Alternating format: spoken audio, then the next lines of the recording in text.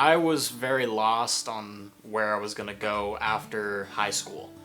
The United Anglers and the hatchery really made me hone in on certain decisions on like going to college, on what major I'm going to be in, because I really found a passion with working with wildlife and like being able to make a difference. There's a lot of bookwork that you talk about in school where you're just like, where am I ever going to be using this in the real world? But this whole program is real world stuff. So being able to apply your thoughts into something that's real, I think is a very important thing to me. It started as a club when we first began 40 years ago through the idea of what could be done in nearby Adobe Creek. And what we found out is this provided an opportunity of a different style of learning. So many of the students coming through this program learn through application, through motion, through being able to see a problem and tinkering and figure it out. Our program now is not only seeing hundreds of students year after year, empowering them, but also making a dramatic impact on the overall recovery of steelhead trout found here in this watershed. 2 years ago, we were approached by Fish and Wildlife, by the Army Corps of Engineers and National Marine Fisheries. With all of the drought conditioning facing California, they wanted to know, did we have the capacity to be able to help with what was happening up at Lake Sonoma with the coho salmon. Coho salmon are critically endangered, meaning they are on the verge of extinction without some sort of action taken. Over the summertime, the water temperatures were skyrocketing.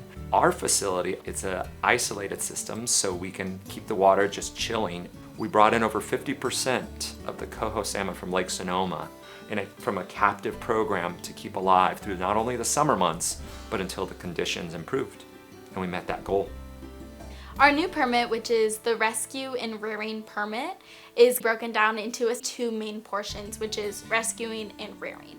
Rescuing is when we identify an unsafe habitat for fish, whether that's low dissolved oxygen, too high of temperatures. We will then remove 50% of the fish and relocate them to a higher position in the creek. The second part of our permit is we will again find a location of fish that are in a unsafe habitat. We will take 50% of these fish, bring them into our hatchery, and we will raise them for about a year until they are now ready to go out to the saltwater or the ocean. We were selected this year for a grant that will help with some of these expenses of our rescue rearing program. Now that our operations went from holding fish in the building for 6 months out of the year to year-round now. The students run all aspects of what you see here, from the basic maintenance of the facility, to outreach to the community, to fundraising, to doing any problem solving along the way. We've raised over $150,000 of my year in the program, and I've spent over 200 hours of community service here. It's much bigger than fish. How to run a business comes into play. So what we try to do is that first year is to introduce them to the concept of what is conservation. How do you start the idea of inspiring change? Now you can apply that to anything you do in life. Whatever your passion is, be the best at it. These students are going to be the ones that are going to make that change.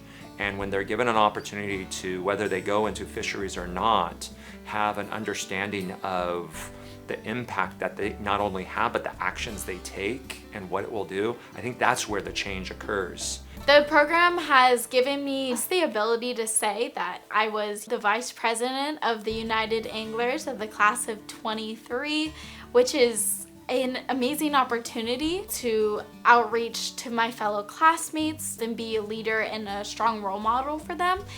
But also the ability just to say that these fish I've protected are endangered and we've done everything in our power to protect them.